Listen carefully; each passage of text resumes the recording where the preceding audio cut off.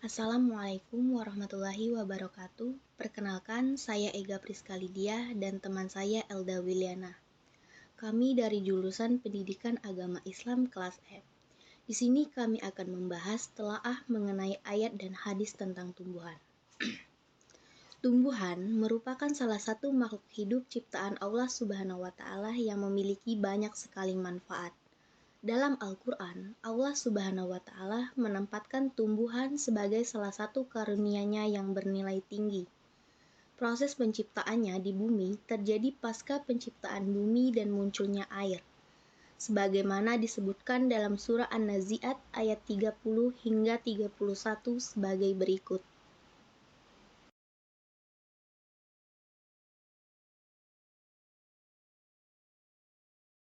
وَالْأَرْضَ بَعْدَ ذَلِكَ دَحَاهَا أَخْرَجَ مِنْهَا مَاءَهَا وَمَرْعَاهَا Yang artinya, dan setelah itu bumi dihamparkan. Darinya dia pancarkan mata air dan ditumbuhkan tumbuh-tumbuhannya. Quran Surah An-Nazi'at ayat 30 hingga 31. Tidak dipertanyakan lagi betapa tumbuhan memiliki peran yang sangat krusial dalam daur kehidupan di bumi. Tumbuhan berperan besar dalam membersihkan udara, menjadikan suhu relatif konstan, serta menyeimbangkan proporsi gas di atmosfer. Dalam banyak ayat, Al-Quran menyebutkan beragam manfaat tumbuhan, utamanya sebagai penghasil oksigen dan sumber ketersediaan makanan yang diperlukan manusia dan hewan. Oksigen yang dihirup manusia dan hewan saat bernapas adalah salah satu hasil fotosintesis tumbuhan. Allah Subhanahu wa Ta'ala berfirman dalam surah Al-An'am ayat 99 sebagai berikut. وَهُوَ الَّذِي أَنزَلَ مِنَ السَّمَاءِ مَاءً فَأَخْرَجْنَا بِهِ نَبَاتَ كُلِّ شَيْءٍ فأخرجنا منه خضرا نخرج منه حبا متراكبا ومن النخل من طلعها قنوان دانية وجنات من أعناب والزيتون والرمان مشتبها وغير متشابه انظروا إلى ثمره إذا أثمر وينعه إن في ذلكم لآيات لقوم يؤمنون. Yang artinya, dialah yang menurunkan air dari langit, lalu dengannya kami tumbuhkan segala macam tumbuhan. Maka darinya kami keluarkan tanaman yang menghijau, darinya kami keluarkan butir yang banyak. Quran Surah Al-An'am ayat 99. Untuk mencukupi kebutuhan makhluk hidup di bumi, Allah Subhanahu wa Ta'ala tidak hanya menganugerahi satu jenis tumbuhan saja. Ada beragam jenis tumbuhan yang secara jelas disebutkan dalam Al-Quran. Bahkan Al-Quran menegaskan bahwa tumbuhan-tumbuhan tersebut menghasilkan buah yang berbeda-beda, baik bentuk, warna, ataupun rasanya, sesuai firman Allah Subhanahu wa Ta'ala dalam ayat berikut ini.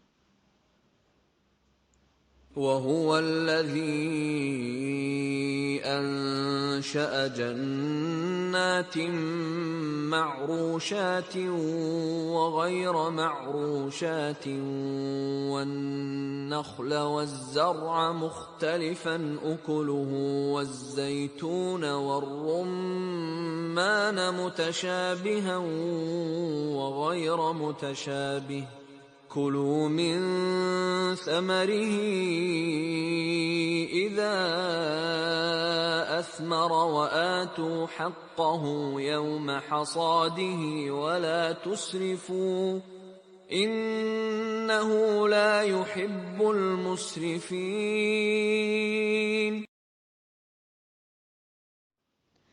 Yang artinya, dialah yang menumbuhkan tanaman-tanaman yang merambat dan yang tidak merambat.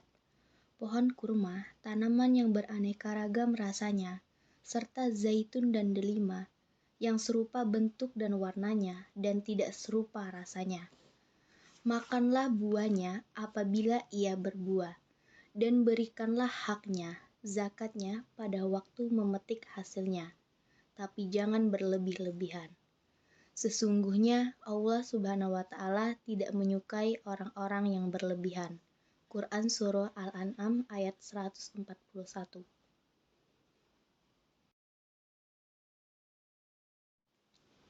Dalam ayat di atas, dengan terang Allah Subhanahu wa Ta'ala menyatakan ragam perbedaan itu dengan istilah mukhtalifan ukhkulu atau beraneka ragam rasanya, dan mukhtasabihat khairu muttasabihat, yang serupa bentuk dan warnanya dan tidak serupa warnanya.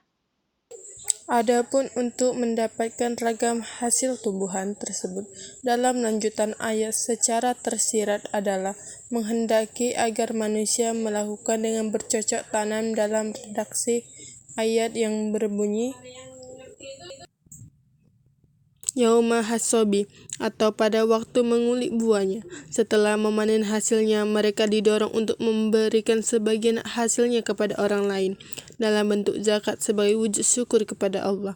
Demikianlah Islam dalam setiap ajarannya terkandung nilai-nilai kebaikan yang haustrik, berdimensi fisik maupun spiritual, tidak hanya untuk kemaslahatan pribadi tetapi juga untuk umat manusia dan lingkungan.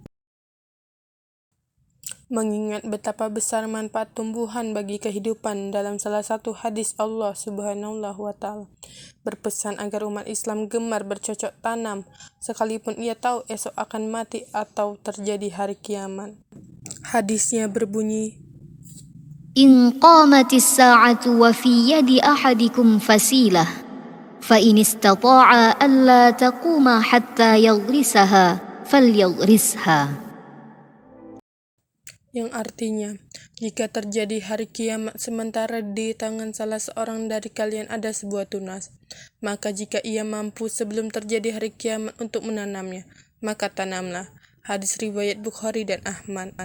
Melalui hadis ini, Nabi Muhammad SAW menunjukkan kepada umatnya betapa tumbuhan mendapat perhatian khusus dalam Islam, sekalipun mengajarkan bahwa tugas manusia hanyalah menanam dan merawat tumbuhan dengan baik. Sekian pemaparan materi dari kelompok kami. Saya akhiri. Wabillahi taufiq wal hidayah. Wassalamualaikum warahmatullahi wabarakatuh.